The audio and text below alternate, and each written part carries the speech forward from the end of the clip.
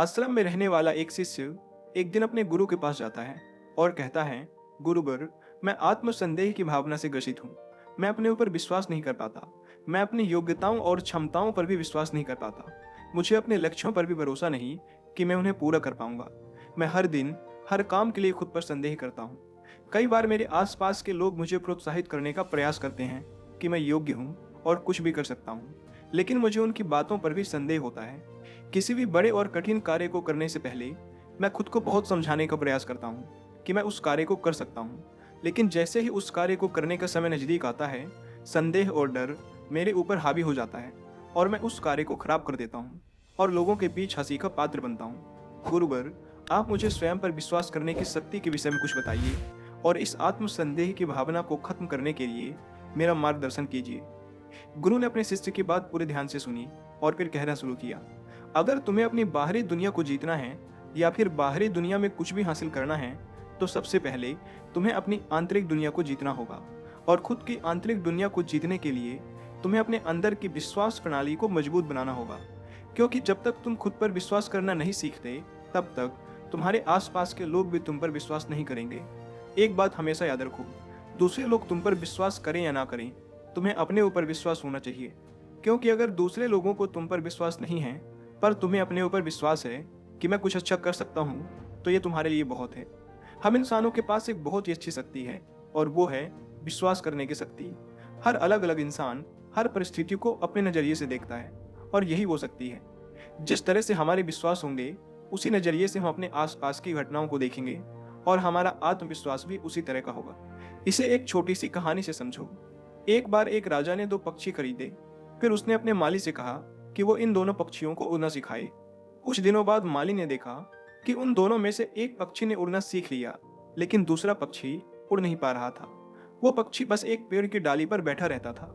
माली उस पक्षी को उड़ाने की बहुत कोशिश करता था, लेकिन कोई भी फायदा नहीं हुआ। एक दिन जब दोनों पक्षियों को आसमान में उड़ते राजा ने देखा, तो वो बहुत आश्चर्य में पड़ गया। उसने माली से पूछा कि तुमने ऐसा कैसे किया? इनमें से केवल एक ही पक्षी उड़ता था, दूसरा बिल्कुल भी नहीं उड़ता था, तो तुमने दूसरे पक्षी को उड़ना कैसे सिखाया? माली ने उत्तर दिया कि मैंने उसे उड़ाने के बहुत ज्यादा प्रयास किए, लेकिन वह फिर भी नहीं उड़ा। इसीलिए मैंने उस डाली को ही काट दिया जिस पर वो बैठा रहता था।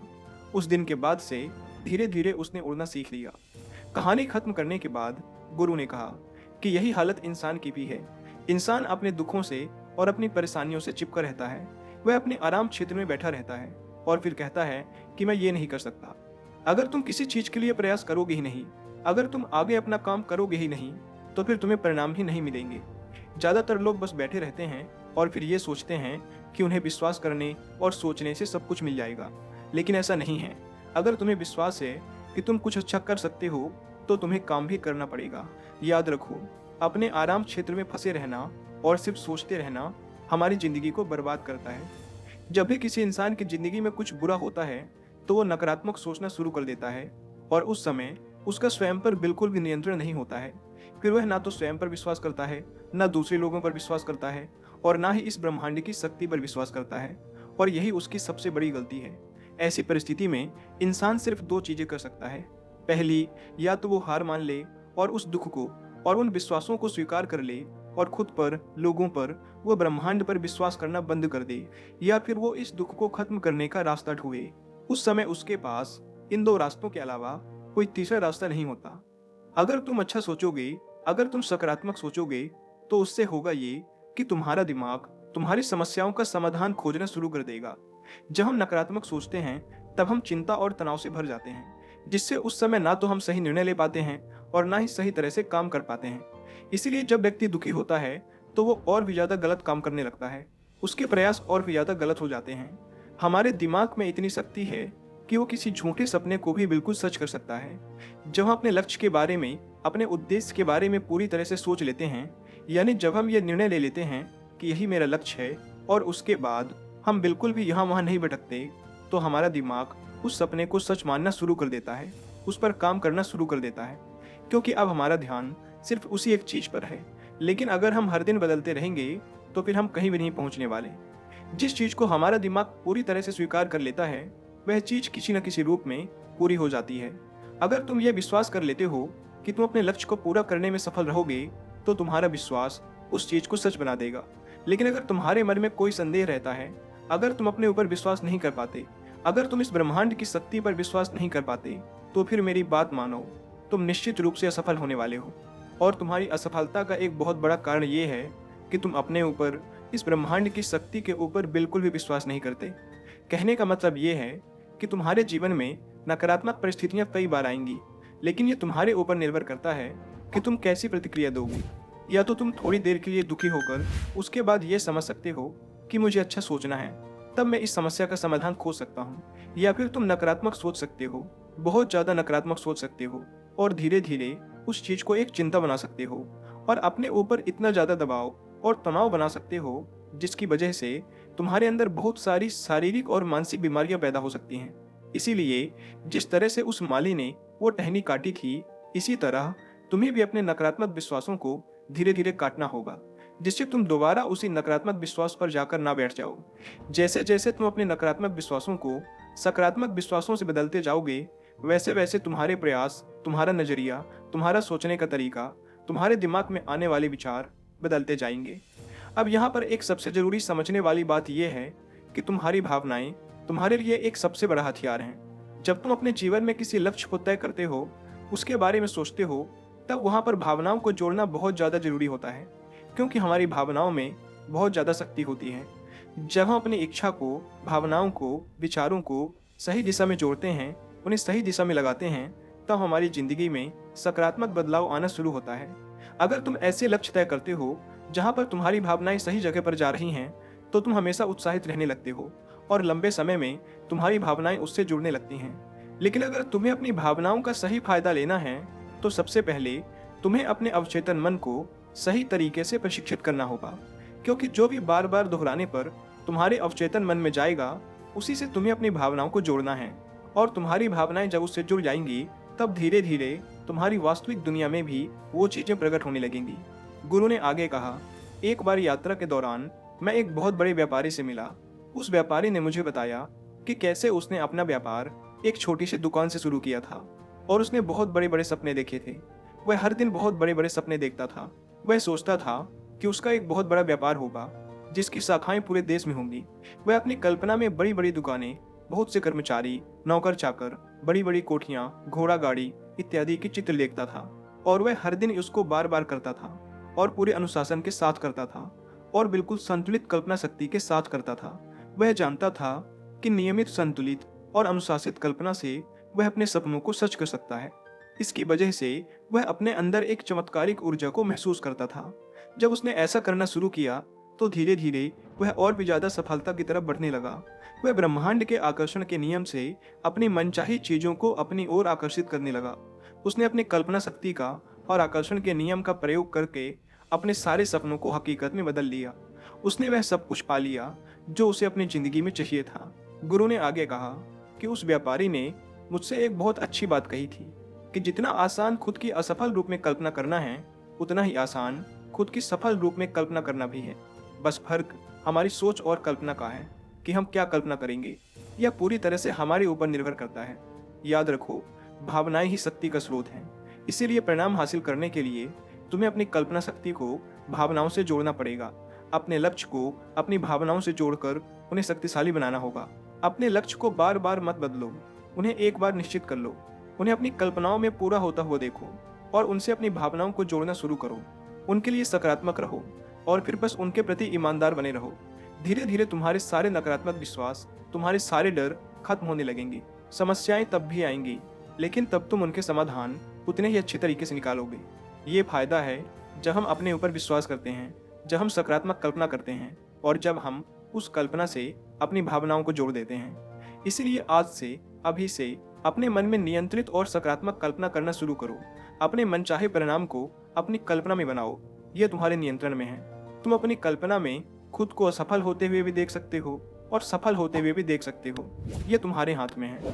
तुम जैसा देखोगे और जिस चीज पर विश्वास करोगे, जिस चीज को महसूस करोगे, वो वास्तविकता बनती जाएगी। तुम आज जितने भी सफल लोगों को देखते हो, उन सब में एक बात समान है कि वो सभी लोग समझते हैं कि एक सही मानसिक नजरिया का महत्व कितना ज्यादा है। सही मानसिक नजरिया होना इसीलिए जरूरी है क्योंकि अगर तुम्हारे अंदर सही सोच नहीं है, अगर तुम्हारा मानसिक नजरिया सही नहीं है, फिर चाहे तुम्हारे अंदर कितनी ही प्रतिभा हो, चाहे तुम कितने ही अच्छे से काम करो, तुम अच्छे परिणाम नहीं ला सकते। उदाहरण के लिए, मान लो एक व्यापारी है, वो अपने काम से खुश नहीं है। वह हर दिन अपने काम के लिए खुद को कोसता है, हर दिन अपने मालिक को कोसता है, हर दिन अपने वेतन को कोसता है। फिर जब वह काम पर जाता है तो अच्छा मानसिक नजरिया न होने की वजह से वह ग्राहकों से अच्छा व्यवहार नहीं कर पाता, जिसकी वजह से उसकी बिक्री कम होती है। वहीं पर एक दूसरा व्यापारी है जो अपनी नौकरी से बहुत खुश है, जो यह विश्वास रखता है कि अगर वो अच्छा काम करेगा, अच्छा सोचेगा, अच्छा व्यवहार करेगा तो उसको और अच्छे परिणाम मिलेंगे। ऐसा सोचने की वजह से, ऐसा महसूस करने की वजह से वह अपने ग्राहकों के साथ और अच्छा व्यवहार करता है, जिसकी वजह से उसकी और ज़्यादा बिक्री होती है। तो ये फर्क होता है मानसिक नज़रिए का। तुम एक ही परिस्थिति में दो लोगों को अलग अलग तरीके से काम करते देख सकते हो, अगर उन दोनों का मानसिक नज़रिया अलग अलग है। सही मानसिक नज़रिया का मतलब है कि लोगों को, परिस्थितियों को और चीज़ों को तुम कैसी प्रतिक्रिया देते हो। अक्सर लोग अपने मन के अनुसार बात करते हैं, कभी गुस्से में बात करते हैं, कभी प्यार से बात करते हैं, पर तुम्हें कितना फर्क पड़ता है? क्या तुम उनके गुस्से से बात करने पर नकारात्मक हो जाते हो, क्रोधित हो जाते हो? तो यह तुम्हारी कमजोरी है। उसी तरह अलग अलग परिस्थितियों और घटनाओं पर तुम कैसी प्रतिक्रिया देते हो। अगर कोई परेशानी आई, तुम विचलित और नकारात्मक हो जाते हो, तो ये भी तुम्हारी ही कमजोरी है। इसका मतलब तुम्हारे अंदर सकारात्मक मानसिक नजरिया नहीं है। अक्सर हमारे आसपास बहुत ज़्यादा नकारात्मकता होती है, लेकिन हम उसे अपने अंदर आने की इजाज़त देते हैं, और ऐसा तब होता है जब हम बाहर की नकारात्मकता पर विश्वास करना शुरू कर देते हैं। अगर ऐसा ना हो तो बाहर की नकारात्मक चीज़ें कभी भी हमारे ऊपर असर नहीं कर पाएंगी। अगर तुम खुद को इतना ज़्यादा मजबूत बना लो, मानसिक नज़रिया को इतना सही कर लो, तो आसपास होने वाली नकारात्मक चीज़ों का, लोगों का, परिस्थितियों का तुम्हारे ऊपर कभी भी कोई असर नहीं पड़ेगा। विश्वास में कितनी शक्ति होती है, इस कहानी से समझो।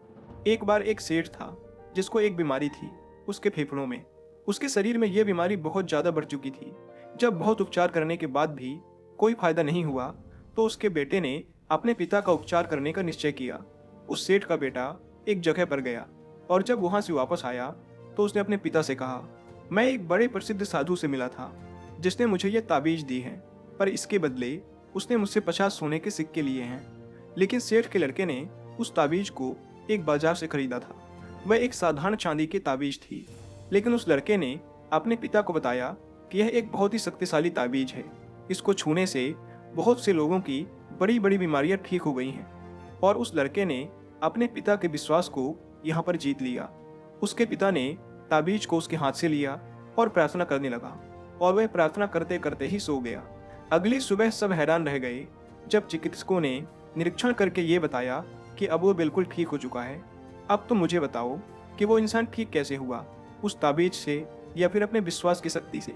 उसका विश्वास और उसकी भावनाएं एक दूसरे से जुड़ गए और वो बिल्कुल ठीक हो गया। उसको कभी भी ये पता नहीं चला कि उसके साथ ये प्रयोग किया गया था। अगर उसे पता चल जाता तो वो दोबारा से बीमार पड़ जाता। वह पूरी तरह से स्वस्थ रहा और फिर उसके बाद कई सालों तक जीवित रहा।